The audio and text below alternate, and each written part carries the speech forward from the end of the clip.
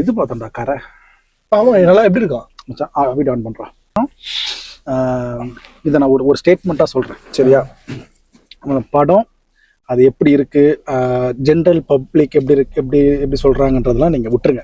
அதெல்லாம் நமக்கு அவசியம் இல்லாதது என்னை பொறுத்த வரைக்கும் சரியா. இப்போ எப்படின்னா, இப்போ நீயும் டேரக்டர் நானும் டேரக்டர், அந்த பாயிண்ட் ஆஃப் வியூ மட்டும் நான் என்னோட பெர்ஸ்பெக்டிவ்ல நான் சொல்கிறேன் சரியா. ஒரு டேரக்டர் மச்சான் விக்னேஷ் ராஜா சரியா, போர் தொழில் படம் பண்ணவர் தான் இந்த படத்தை எடுத்திருக்காரு. எனக்கு வந்து அவரோட வே ஆஃப் ட்ரீட்மெண்ட் எனக்கு ரொம்ப பிடிக்கும். இப்போ உங்களுக்கு நான் என்ன சொல்றேன் அப்படின்னா, நீங்க இப்போ பார்த்தீங்கன்னா எனக்கு தெரியல, இப்போ நீங்க கரை பார்க்கறதுக்கு முன்னாடி விக்னேஷ் ராஜா வந்து ஒரு நிறைய இன்டர்வியூஸ் கொடுத்தாரு மச்சான். அந்த இன்டர்வியூஸ் நிறைய பார்த்தேன் மச்சான் நான். அவரோட இன்டர்வியூஸ் அந்த ஒரு 3-4 யூடியூப் சேனல்ல இன்டர்வியூ கொடுத்திருந்தாரு மச்சான். எனக்கு என்னன்னா, அவர் பேசும்போதே எனக்கு ஒரு ஜீனியஸா தெரிஞ்சார், புரியுதா டேய்.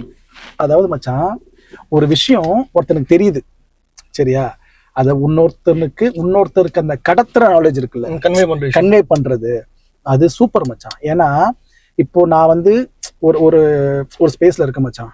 இப்போ நம்ம அடுத்த படம் பண்ணணும் அப்படின்ற இதாக முடிச்சு நம்ம அடுத்த படம் தான் பண்ணணும்னு சொல்லிட்டு நம்ம ஒரு ஸ்பேஸ்ல ஒர்க் பண்ணிட்டு இருக்கோம். ஸோ அதனால இதை எப்படின்னா, the right time the right பர்சனை மீட் பண்ற மாதிரி ஒரு சொல்லுவாங்க. அந்த மாதிரி எனக்கு கரெக்டான டைம்ல ஒரு நிறைய விஷயம் எனக்கு கேதர் பண்ற மாதிரி இருந்துச்சு மச்சான். அதுல ஒரே ஒரு பாயிண்ட் மட்டும் நான் சொல்றேன். இந்த வீடியோ யாருக்குன்னா, டெஃபினட்டா ஆஸ்பைரிங் டேரக்டர்ஸ், ரைட்டர்ஸ், அவங்களுக்காக மட்டும் நீங்க மட்டும் பாருங்க, வேற யாருக்கும் இது கனெக்ட் ஆகாது. அவர் என்ன சொல்றாரு அப்படின்னா, விக்னேஷ் ராஜா அவர் இதுக்கு முன்னாடி பார்த்துருந்தீங்கன்னா உங்களுக்கு தெரிஞ்சிருக்கும். அவர் என்ன சொல்றாருன்னா, ஸ்கிரீன் பிளே பத்தி ஒரு சீன், இப்போ சீன் 1, சீன் 2, சீன் 3 நம்ம எழுதணும்ல ஒரு ஸ்கிரிப்ட்ல. இப்போ சீன் 1 எழுதுறோம், அப்புறம் சீன் 2 எழுதுறோம். அவர் என்ன சொல்றாருன்னா, இந்த 2 சீனுக்குமான ஒரு செயின் வேணும் அப்படின்றாரு. அதாவது ஒரு சீன் 1 நடக்குது, அதனால சீன் 2 நடக்கணும், அதனால சீன் 3 நடக்கணும், அதனால சீன் 4 நடக்கணும். புரியுதா? இது அந்த அதனாலது புரியுதுல. இப்போ சீன் 4 நடக்குது, சீன் 1 நடக்குது, அதுக்கப்புறம் சீன் 2 நடக்குது, அதுக்கப்புறம் சீன் 3 நடக்குதுன்னு இருக்கக்கூடாது. அது டிராக் ஆயிடும், உங்களுக்கு வந்து ஆடியன்ஸை டயர்ட் ஆகிடும். எல்லா சீனுக்குமே சீன் பை சீனுக்கு ஒரு செயின் இருக்கணும். இதனால இது நடக்குது, இதனால இந்த சீன் வருது, இதனால இந்த சீன் நடக்குது அப்படின்ற மாதிரி ஹோல் பிக்சருமே அப்படிதான் இருக்கணும். ஒரு 60 சீன் நம்ம ஒரு படத்துக்கு எழுதணும் அப்படின்னா, ஒரு 3-4 சீனு இப்படி கொஞ்சம் அவைவா இருக்கலாம். மற்றபடி ஒரு 55 சீன் கிட்ட இந்த செயின் இருக்கணும் அப்படின்னு சொன்னாரு. அது என்ன நம்மளுக்கே ஒரு இதுவா இருக்கு, பயங்கரம் அப்படின்ற மாதிரி இருந்துச்சு. அவர் பேசுறது, அவர் கன்வே பண்றது எனக்கு ரொம்ப இம்ப்ரெஸ்ஸா இருந்துச்சு. அவருக்கு கொடுத்த ஒவ்வொரு இன்டர்வியூ 1.5 மணி நேரம் ஒவ்வொரு யூடியூப் சேனலுக்கு, அது எல்லாத்தையுமே நான் பார்த்தேன். அதை பார்த்துட்டு எனக்கு அதுக்கு முன்னாடியுமே எனக்கு இந்த படம் மேல ஒரு ஐடியா இருந்துச்சு, கரை வந்தா போய் பார்க்கணும் இருக்க போதுன்ட்டு. டெஃபினட்டா இந்த படம் வந்தா போய் பார்க்கணுன்ற மைண்ட் செட்ல இருந்தேன். நேற்று ரிலீஸ் ஆச்சு, நேற்று பார்த்தே ஆகணும் அப்படின்ற மைண்ட் செட்ல நான் ஒர்க்ல இருந்தேன். நான் விஜிபியில் ஒர்க் முடிச்சுட்டு அப்படியே விஜிபிக்கு ஆப்போசிட்லேயே ஒரு தியேட்டர் இருக்கு, விஜயா பார்க்குன்னு சொல்லிட்டு, அங்கே போயிட்டு நைட்டு 7 மணி ஷோ உட்காந்துட்டேன் மச்சான். ஒரு மாதிரி நிறைய பேர் கொஞ்சம் ஒரு மிக்ஸ்டு ரிவ்யூ மாதிரி, ஆவரேஜ் ஃபிலிம், அபோவ் ஆவரேஜ்லாம் சொல்றாங்க. ஆனால் எனக்கு வந்து ஒரு ஹோல்சம் ஒரு ட்ரீட்டாக இருந்துச்சு எனக்கு. புரியுதா மச்சான்? ஒரு நார்மல் படம் மச்சான் அது சரியா. அது எனக்கு தெரிஞ்சு நீங்க அந்த இன்டர்வியூஸ் பார்த்துட்டு படம் பாருங்க, அந்த படம் உங்களுக்கு வேற மாதிரியான ஒரு எக்ஸ்பீரியன்ஸ் கொடுக்கும். நார்மல் பிக்சர் மச்சான் அது சரியா, ஒரு கிராமத்து பிக்சரு. அதுல மச்சான் சீட்டு த்ரில்லர் கொடுத்துருப்பாரு மச்சான். 2-3 சீன்லாம் உன்னால நார்மலா உட்காந்து அந்த சீனை, இன்டர்வல் சீனு, அதுக்கப்புறம் இந்த பேங்க் ராபரி சீனு, நிறைய சீனு, எமோஷன் மச்சான். எனக்கு நேற்று நான் படம் முடிச்சு நான் ஒரு பயங்கரமான ஒரு மைண்ட் செட்ல இருந்தேன். அதாவது இமீடியட்டா எழுதணும்டா, நம்ம படத்தை எழுதி முடிக்கணும்டா, புரியுதா? ஒரு ஒய்ஃப் நானதான் படத்துக்கு போயிருந்தோம். ஒய்ஃப் கிட்ட நான் பயங்கரமா பேசிட்டு வந்தேன், இமீடியட்டா படம் பண்ணணும், இமீடியட்டா எழுதணும், ஒரு நல்ல ஒரு விஷயம் நமக்கு எடுத்துட்டு வருவோம் தெரியுமா, சில படங்கள்லாம் பார்த்துட்டு வரும்போது சூப்பரான்ற மாதிரி. மச்சான் என்னை பொறுத்த வரைக்கும் தனுஷ்லாம் மனுஷனே கிடையாது மச்சான். எனக்கு என்னன்னா, நான் சீரியஸ்லி நான் என்னைக்காவது தனுஷ் கிட்ட ஒரு 2 நிமிஷம் பேசுற மாதிரி ஒரு வாய்ப்பு அந்த நான் வணங்குற அந்த சிவன் எனக்கு தரணும் நான் வேண்டிக்கிறேன் மச்சான். எனக்கு என்ன கேட்கணும்னா மச்சான், நன்றி மச்சான். என் ஒய்ஃபா தான் சொன்னேன். எனக்கு நான் ஃபர்ஸ்ட் என் மைண்ட்ல என்ன இருந்துச்சுன்னா, தளபதிக்கு ஒரு படம் பண்ணிடணும், என் வாழ்க்கை தனுஷ்க்கு ஒரு படம் பண்ணணும், இப்ப தனுஷ்க்கு ஒரு படம் மச்சான். ஒரு 2 சீன் சொல்றேன் மச்சான், இது ஸ்பாயிலரா இருந்தாலும் பரவாயில்ல. அவங்க அப்பா இறந்ததுக்கு அப்புறம் ஒரு சீன் வரும் மச்சான்.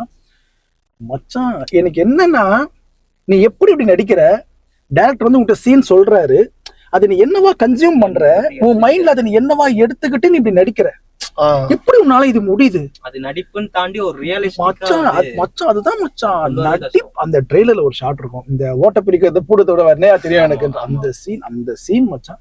அதுக்கப்புறம் சில சீன்ஸ் எல்லாம் வரும் மச்சான், அந்த பயப்படுறது, அந்த பதட்டம் மச்சான், கண்ணு முன்னாடி ஒரு மகா நடிகர் நடிக்கிற மாதிரி இருக்கு மச்சான். எக்ஸ்ட்ராடனரி மச்சான், ஊத கோர் மச்சான்.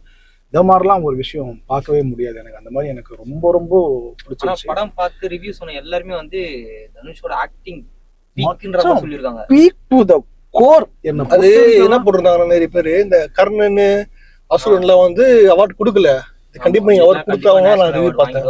ஐயோ மச்சான் பயங்கரமான பெர்ஃபார்மன்ஸ் மச்சான். மச்சான் படம் ஃபுல்லாவே அந்த கேரக்டரா மட்டும் தான் மச்சான். மச்சான் எஸ்பெஷலி மச்சான் அவர் இல்ல மச்சான், தனுஷ் ஓகே, அவர் பயங்கரமா பெர்ஃபார்மர் தெரியும் மச்சான்.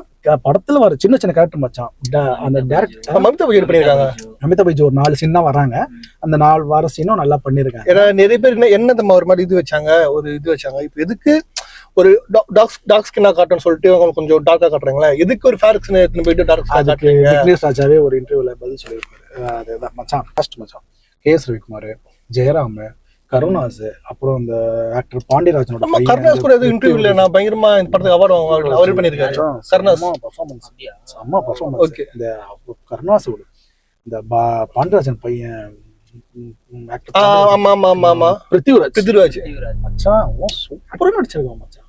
அவரு மச்சான் அந்த இதுல யூத்ல அப்பா பண்ணாரு சுராஜ் அவரும் நல்லா பண்ணிருந்தாரு. அவர் கேரக்டர் நல்லா, அவர் வில்லனா ஸ்லைட்லி நான் பார்க்கும்போது சுராஜ் ஒரு கேரக்டர் அவருக்கு என்ன சொல்லியிருந்தாங்கன்னா, ஃபர்ஸ்ட் ஹாஃப் ஃபுல்லா வந்து நெஜ போலீஸ் மாதிரியே இருப்பாரு, ஆனா கிளைமேக்ஸ்ல வந்து அவர் வேற மாதிரி ஒரு மாதிரி காட்டியிருப்பாங்க.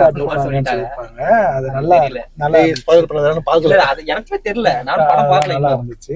எல்லாம் போனியோ அது சொல்ல வேண்டியதானே. நான் தான் சொல்றேன், தெளிவா சொல்றேன். பவிகுட போயிட்டு அப்படியே நான் ஆக்சுவலா நேத்து ஆமாமா அங்க இது இருக்கு, விஜயம் பார்க்க முடிச்சுட்டு நம்ம நைட் ஷோ போவோமா? நைட் ஷோ நாளைக்கு எனக்கு வேலை இருக்கு. காலைல வந்துருப்போம். அவனுக்கு குடும்பஸ்தன், அவன் குடும்பஸ்தன் இல்ல மச்சான். குடும்பஸ்தான்லாம் ஃப்ரெண்ட்ஸ் கூட நேத்து நைட் நீ கல்யாணம் பண்ணிட்டு இதை சொல்லு, நான் ஒத்துக்கிறேன். அது கரெக்ட் தான், ஈஸியா பேசிடுவான் மச்சான். இல்ல ஆக்சுவலா நேத்து நைட் நான் பிளான் என்ன பண்ணாச்சு, நேத்து நைட்டே நான் நேத்து ஃபிக்ஸ் பண்ணிட்டேன், இன்னைக்கு கரை பார்க்கணும் அப்படின்றத நான் 100% நான் மைண்ட்ல ஏத்தினேன். எனக்கு அங்க ஒர்க் முடியறதுக்கே ஒரு 7 ஆயிடுச்சு. நான் ஒய்ஃப் கிட்ட சொல்லிட்டேன், வீட்டுக்கு போகலாம், வீட்டுக்கு போயிட்டு உன்னால முடிஞ்சா நிப்பா, இல்லைன்னா நான் கிறிஸ்தா கூப்பிட்டுக்கிட்டு நான் தேவி கர்ம பார்த்தல நீ அங்க இருந்து வரணும். இவன் தான் இங்கே இருக்கான், வரேன்னு சொன்னா வருவியா? சரி, இனிமே நான் வரேன், கூப்பிடுறேன். வரமாட்டான்.